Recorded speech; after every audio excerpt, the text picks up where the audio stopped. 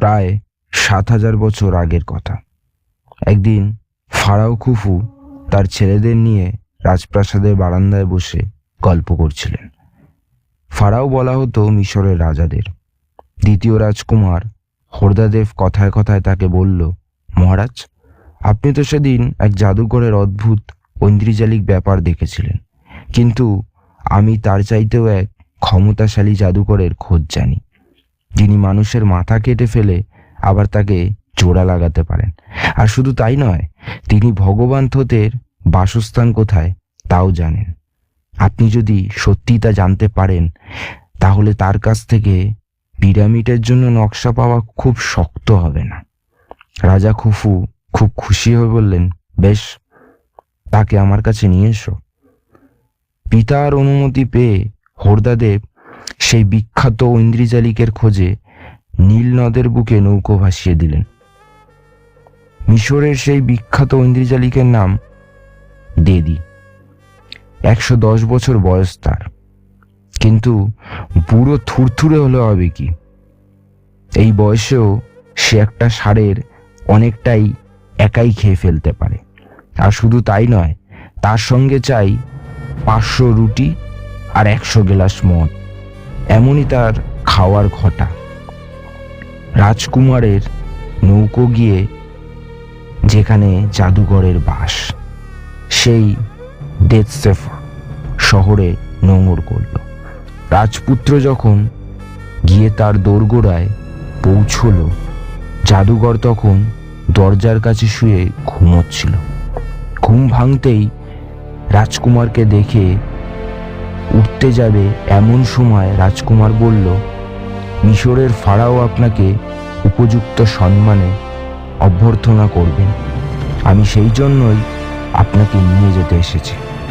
জাদুকর খুশি হয়ে তাকে আশীর্বাদ করে বলল, তোমার পিতার আত্মার স্বর্গবাস হোক। নিয়ে দেশে ফিরে এসে রাজকুমার পিতাকে তার সংবাদ দিতেই তিনি খুশি হয়ে বললেন, তুমি এক্ষুনি তাকে আমার কাছে নিয়ে এসো। অভিবাদন করে বুড়ো জাদুকর তার সামনে এসে দাঁড়ালো।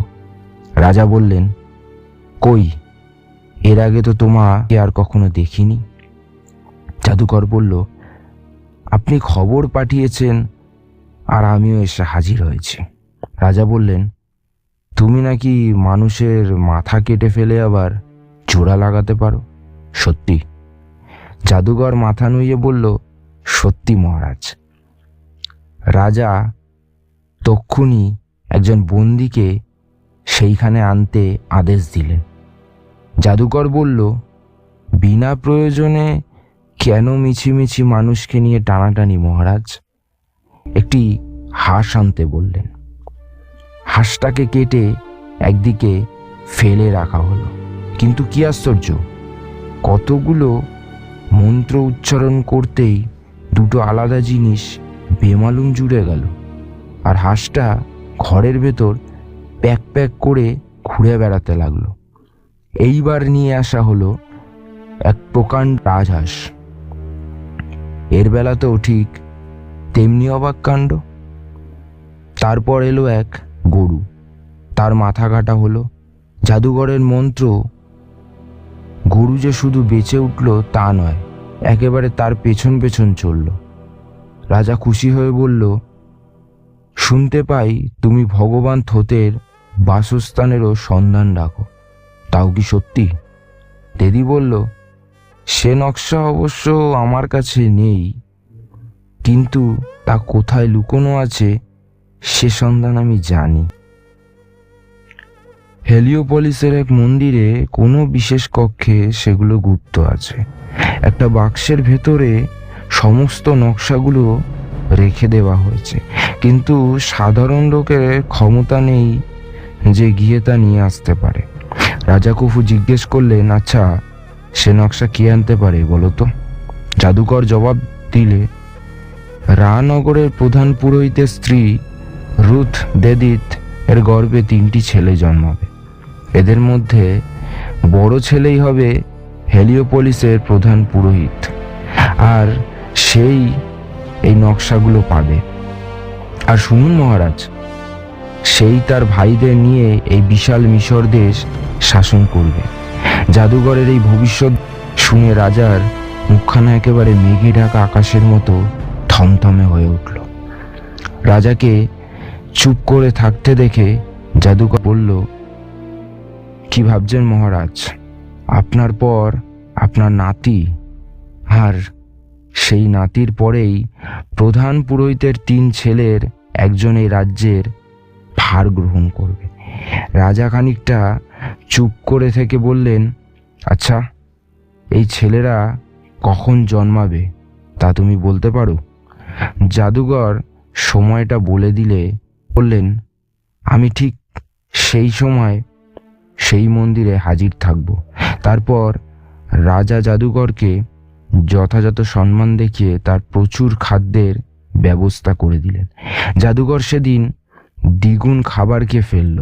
আস্তে আস্তে পুরোহিত পত্নীর সন্তান জন্মগ্রহণ করবার দিন এগিয়ে এলো। প্রধান পুরোহিত তার স্ত্রী সঙ্গে বসে দেবী আইসিস, তার বোন নেপথিস এবং জন্মদেবতা এস্থেস্ট আর ব্যাঙের দেবতা হেড, সৃষ্টিকর্তা খুমুর কাছে প্রার্থনা করলেন। স্বামী স্ত্রীতে প্রার্থনা করলেন, ওগো দেবতারা, তোমরা আমাদের ছেলে 3টিকে দেখো। এরাই ভবিষ্যতে সমস্ত মিশর দেশের রাজা হবে। দেবতারা তাদের প্রার্থনা শুনে খুব খুশি হলেন এবং নর্তকীয় বেশে পৃথিবীতে নেমে এলেন। আর তাদের সঙ্গে পেছনে পেছনে এলেন সৃষ্টি দেবতা খুমু, সকলকার জিনিসপত্র নিয়ে। প্রধান পুরোহিতের গৃহদ্বারে সম্মুখে এসে তারা সকলে মিলে নৃত্যের এক তরঙ্গ তুললেন। পুরোহিত এসে তাদের গৃহে প্রবেশ করতে অনুরোধ করলেন। দেবতারা সকলে মিলে চুপি চুপি পুরোহিত পত্নীর ঘরে লুকিয়ে রইলেন। প্রথম ছেলে জন্মালে দেবী আইসিস তার নাম দিলেন উসারকাফ।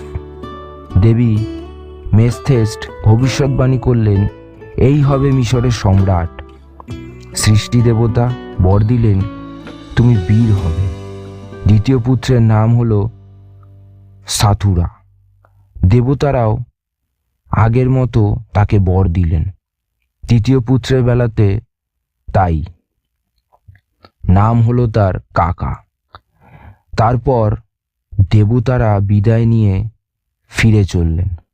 পুরোহিত তাদের এক বস্তা বার্লি উপঢৌকন দিলে সৃষ্টি দেবতা খুমুতা কাঁধে তুলে নিলেন।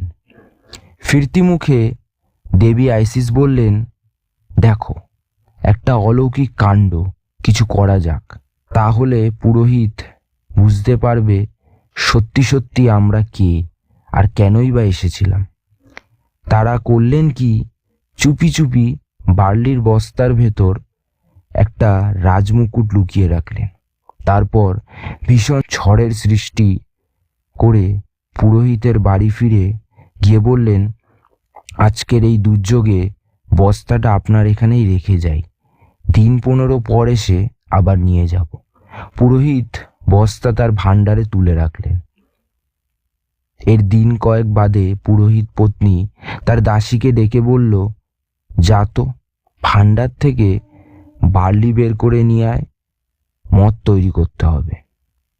দাসী ফিরে এসে বলল, সেই নাচনিওয়ালিদের বস্তা ছাড়া আর বার্লি তো নেই মা।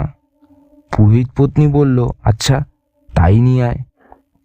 দাসী যখন গিয়ে আবার ঘরে ঢুকলো, হঠাৎ কোত্থেকে নাচ গানের শব্দ কানে ভেসে এলো। সে অবাক, ছুটে গিয়ে তার প্রভু পত্নীকে খবর দিল। পুরোহিত পত্নী প্রথম ধরতে পারল না কোত্থেকে গান বেরোচ্ছে। তারপর বার্লির থলেতে কান রাখতেই সব জানা গেল।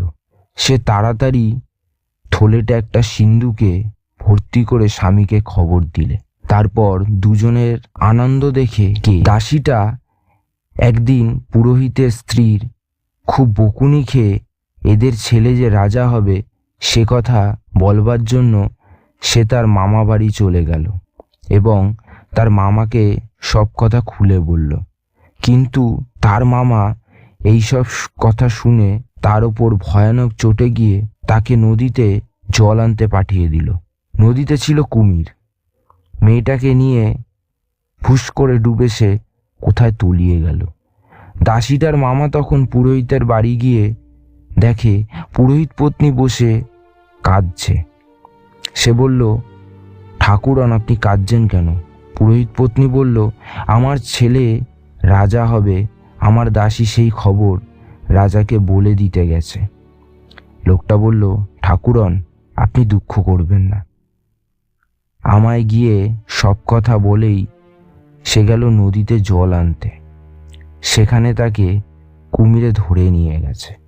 কাজেই রাজা খুফু পুরোহিতের ছেলেদের জন্মের খবর আর পেলেন না। জাদুকরের ভবিষ্যৎবাণী সার্থক হলো। কালক্রমে তারাই হলো মিশরের একছত্র সম্রাট।